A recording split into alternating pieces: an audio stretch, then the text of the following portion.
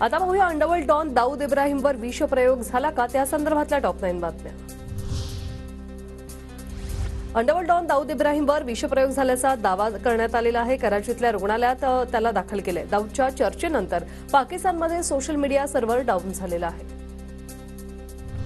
दाऊदवर विषप्रयोग झाल्याच्या पाकिस्तानी पत्रकार आरजू काझमींचा दावा यूट्यूब चॅनलवरून आरजू काझमी यांनी माहिती दिली।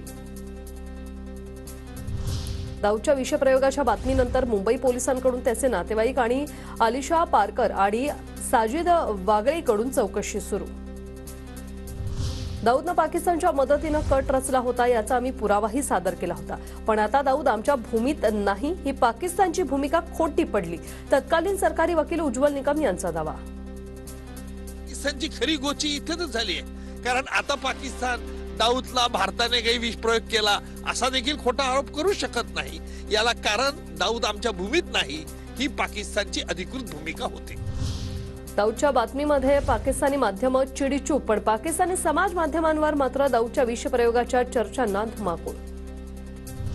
दाऊदला विषबाधा झाल्याची बातमी समाज माध्यमांवर पसरताच पाकिस्तानात इंटरनेट डाऊन केलं। सध्या पाकिस्तानात इंस्टाग्राम, फेसबुक आणि ट्विटर बंद। गेल्या 2 दिवसांपासून दाऊद इब्राहिमवर कराचीतल्या रुग्णालयात उपचार सुरू। रुग्णालयात कडेकोट पोलीस बंदोबस्त, तर दाऊदसाठी अख्खा मजला रिकामा ठेवल्याची माहिती।